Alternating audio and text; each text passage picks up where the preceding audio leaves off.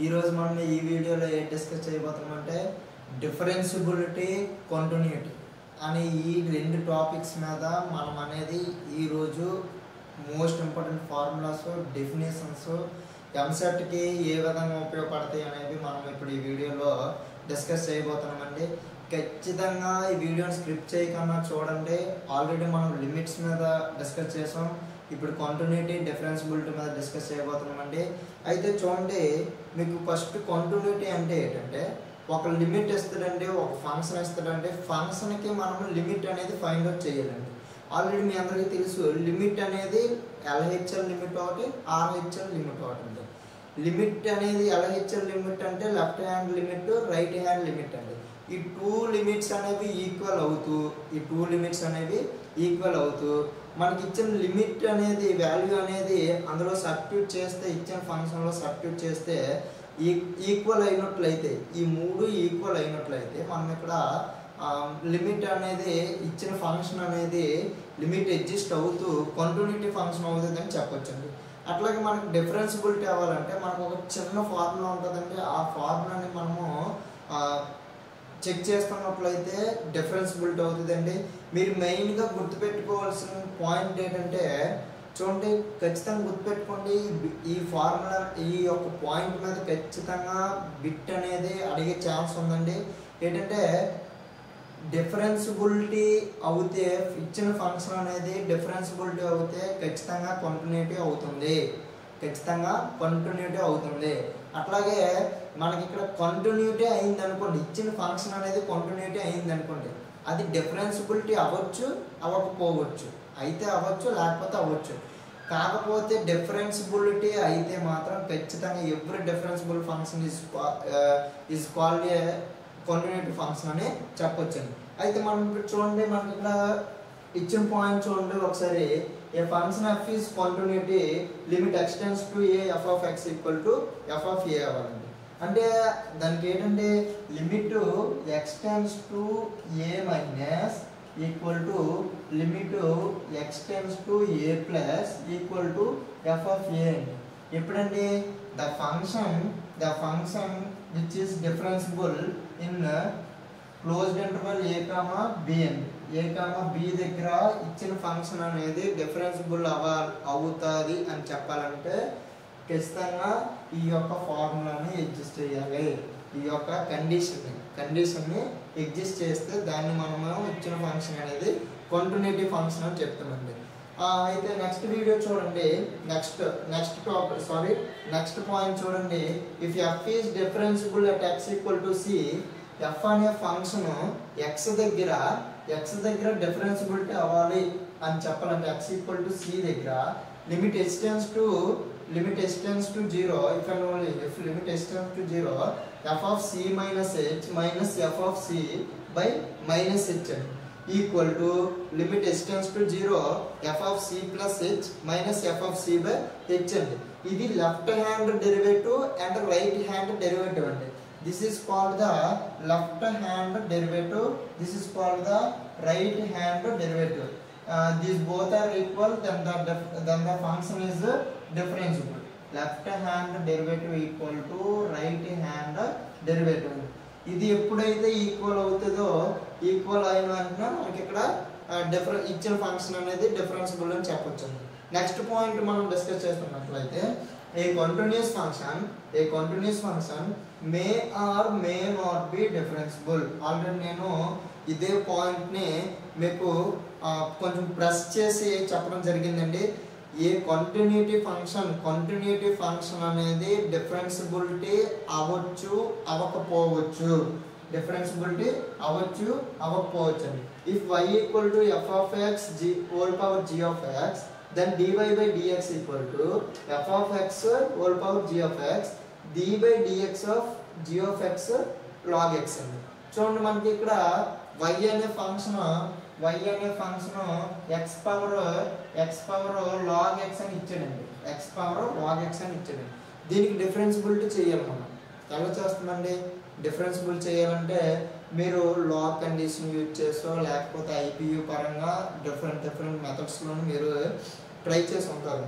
కానీ మనం ఇక్కడ ఒక ఫార్ములా చెప్పడం జరుగుతుంది. ఆ ఫార్ములాని యూజ్ చేస్తే వితిన్ 2 సెకండ్స్లో మనకు ఆన్సర్ వస్తుందండి. వితిన్ 2 or 3 సెకండ్స్లో ఆన్సర్ వస్తుంది. మీరు number of bits same formula మీద చేస్తే మాత్రం చూడగానే ఆన్సర్ పెట్టగలుగుతాం. చూడండి, ఇప్పుడు మనము ఏం చేస్తామంటే y = x log x అండి. ఇక్కడ చూడండి f of x వాల్యూ ఎంత అండి? f of x = x అండి. g of x వాల్యూ ఎంత అండి? log x అండి. g of x వాల్యూ ఎంత అండి? log x అండి. log x. అయితే ఇప్పుడు dy/dx నేను yకి డెరివేషన్ ఫైండ్ అవుట్ చేయాలనుకుంటున్నాను. అర్థమవుతుంది కదండి? నేను దేనికి డెరివేషన్ ఫైండ్ అవుట్ చేయాలనుకుంటున్నాను? yకి డెరివేషన్ ఫైండ్ అవుట్ చేయాలనుకుంటున్నాను. y అంటే ఇదే కదండి, y with respect to x తో డెరివేట్ చేస్తాను కదండి. ఇప్పుడు చూడండి f of x whole power g of x. f of x అంటే x power log x into derivation of g of x into log x అండి. Derivation of d/dx of g of x అంటే log x కదండి into log x అండి. log x into log x అండి. log x into log x మనం derivation చేసినట్లయితే x power x into log x square కదండి, d/dx of log x square. మీ అందరికి formula తెలుసు కదండి, x power log x 2 log x into 1/x అండి. ఇది మనకి y యొక్క డెరివేషన్ అండి. ఇచ్చిన y యొక్క డెరివేషన్ అండి. ఫార్ములా గుర్తుపెట్టుకోండి, ఖచ్చితంగా బిట్ అనేది వస్తుంది. అయితే నెక్స్ట్ చూడండి, మనకు y ఈ ఫార్ములా కూడా మోస్ట్ ఇంపార్టెంట్ అండి. ఈ ఫార్ములా కూడా మోస్ట్ ఇంపార్టెంట్, గుర్తుపెట్టుకోండి. ఖచ్చితంగా క్వశ్చన్ అడిగే ఛాన్స్ ఉందండి. y = f of x whole power f of x whole power f of x and so on infinity. ఈ విధంగా ఉన్నప్పుడు మనము ఏ విధంగా సాల్వ్ చేయాలి అని స్టూడెంట్ మైండ్లోనూ టైం తక్కువ ఉండదు కాబట్టి ఈ విధంగా ఈ క్వశ్చన్ రాగానే మనం సాల్వ్ చేయలేమేమో అని అనుకొని ఏం చేస్తాడంటే స్టూడెంట్ మైండ్లో ఒకటే రన్ అవుతుంది. స్క్రిప్ట్ చేసేయాలి, నెగిటివ్ మార్క్స్ ఉండవు కాబట్టి ఏదో ఒకటి పెట్టేయాలి. 4 ఆప్షన్స్లో అంతే కదండి.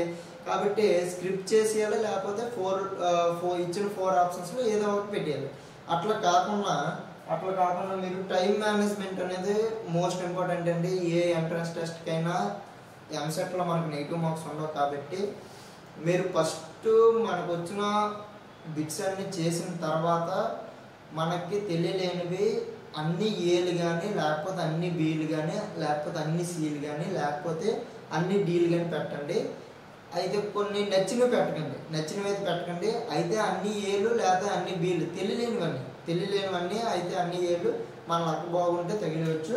అయితే ఇప్పుడు చూడండి, స్క్రిప్ట్ చేయకుండా మనం ఈ విధంగా అడిగిన దానికి సొల్యూషన్ అనేది ఏ విధంగా ఫైండ్ అవుట్ చేయాలంటే, ఇప్పుడు మనం వైకి అనేది డెరివేషన్ ఫైండ్ అవుట్ చేస్తాం. చూడండి, వైకి డెరివేట్ చేయాలంటే ఈ ఫంక్షన్ అనేది ఈ రూపంలో ఉన్నప్పుడు dy/dx ఇన్ఫినిటీ ఫంక్షన్స్ ఇచ్చాడండి. ఏ విధంగా పవర్ వాల్యూలో ఓన్లీ పవర్ వాల్యూస్ అది ఎలా ఉండాలంటే ఈక్వల్గా ఉండాలి. f of x అన్నాడు, అక్కడ g of x అనలేదు. అంటే ఎలాగండి x power and so on ఆ విధంగా అడిగినప్పుడు y² f' of x అంటే 1 f of x అంటే x అంటే ఇక్కడ మనకి x power and so on y = దీనికి ఇప్పుడు నేను డెరివేషన్ ఫైండ్ అవుట్ చేసేస్తాను. చూడండి, y² f' of x అంటే 1/f of x value x 1 - y log f of x and log x. ఇంతేనండి దీనికి ఆన్సర్. కాబట్టి నెక్స్ట్ క్వశ్చన్ చూడండి, మీ అందరికీ తెలుసు sin ఇన్వర్స్ ఆఫ్ x కి డెరివేషన్ 1/√1 - x². x యొక్క రేంజ్ ఎంత నుంచి ఎంత వరకు అంటే -1 నుంచి 1 వరకు రేంజ్ అండి. sin యొక్క రేంజ్ అంతే కదండి, -1 నుంచి 1 వరకే ఉంటుంది.